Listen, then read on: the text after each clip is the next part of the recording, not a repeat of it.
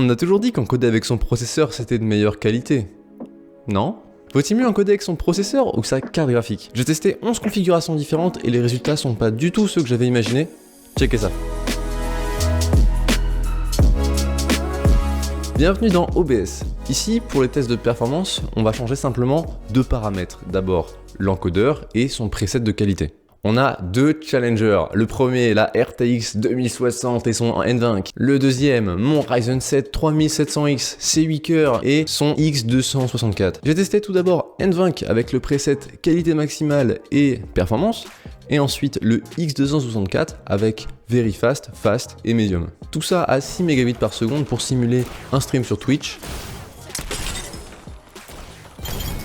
Et à 40 Mbps pour simuler une future réutilisation des rushs. On s'attaque au benchmark de performance. J'ai testé avec Rainbow Six parce que c'est un FPS et dont le benchmark inclus me permet de rendre mes résultats répétitifs. Ainsi on va pouvoir bien comparer chacune des images de la meilleure manière possible. Comme c'est un FPS, l'image bouge beaucoup et c'est un jeu qui est plutôt light à faire tourner sur PC. Et bien évidemment, on retrouvera le même type de résultats sur d'autres FPS comme Apex, CSGO ou Valorant. En ultra et avec OBS éteint, c'est-à-dire sans record quoi que ce soit, on arrive à décrocher 200 FPS, ce qui va nous servir de repère tout au long de la vidéo, puisqu'on peut s'attendre que le framerate baisse au plus on augmente la qualité de l'encodage. Alors allons voir du côté de chez Nvidia.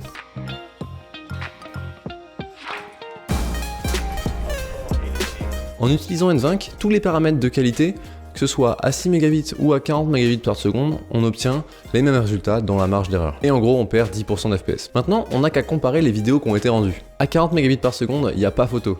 Le preset qualité maximale bat le preset performance. La vidéo est globalement beaucoup plus nette, alors que dans l'autre cas, même des lignes droites arrivent à être floues. À 6 Mbps par contre, j'arrive pas à voir la différence. Le manque de débit rattrape la qualité de l'encodage. C'est égalité pour ce duel là. Juste avant de désigner notre vainqueur côté vert, on n'a plus qu'à comparer les modes 40 et 6 Mbps. Comme attendu, c'est à 40 Mbps que l'image est beaucoup plus claire. Ça se manifeste pas par un manque de netteté, mais plus par une bouillie pixels. C'est pas si flagrant en local, par contre, après la comparaison YouTube, je sais pas si vous serez capable de faire la différence. Notre challenger côté Nvidia est désigné, on peut passer à l'équipe rouge, celle d'AMD et son 3700X qui doivent endurer les épreuves du X264.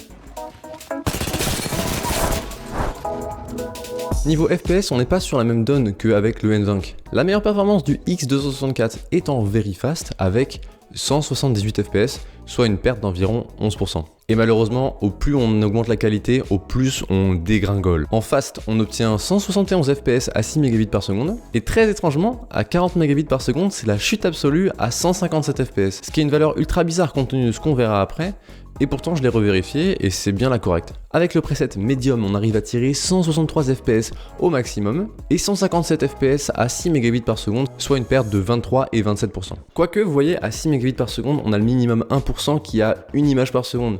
En gros, ce qui se reflète en jeu par des énormes saccades répétées. Enfin bon, avec une si grosse perte de performance, on devrait obtenir une bien meilleure qualité, non? La qualité est en fait bien pire sur le mode Medium, puisque ça crée de l'alias, alors sans parler des lags insupportables. Je dois quand même mentionner que à 6 Mbps, sur le mode Medium, la vidéo ne lag pas du tout. Mais en fait, c'est illusoire parce que les lags se sont simplement transformés en lag vidéo ou en lag pour le joueur. Ce qui rend dans un cas comme dans l'autre le mode Medium inutilisable. Il ne reste plus qu'à oublier le Medium et à comparer les deux autres. Perso, j'arrive pas à voir la différence entre le mode Very Fast et Fast, à part les lags sur la vidéo fast à 40 Mbps. En fait, c'est probable qu'il soit représentatif de la perte de performance bizarre qu'on a vu tout à l'heure. En tout cas, à 6 Mbps, c'est l'égalité totale, choix, aucune différence. Donc pour moi, le meilleur mode, ça reste le Very Fast. On a donc nos deux challengers du côté AMD et Nvidia. Qui c'est qui va gagner la bataille? Tu es cringe. Et bien en fait, en étant attentif, on se rend quand même compte que la qualité est vraiment similaire des deux côtés. Et pourtant, il y a quand même un gagnant. Il y a un meilleur choix parmi les deux, vous allez voir. Je pense que vous devriez favoriser le NVENC de manière générale. Tout d'abord par le petit gain de performance comparé au X264, et aussi pour la simple et bonne raison qu'il est beaucoup plus efficace. En fait, il est très probable que si j'avais eu un processeur 6 cœurs, un Ryzen 5 3600 par exemple, que les performances eût été bien pires avec le X264. Tout le monde n'a pas une puissance CPU aussi forte que celle d'un 3700X. Et même au-delà de ça, Rainbow Six, ça reste un jeu quand même plutôt light. Prenez Apex par exemple.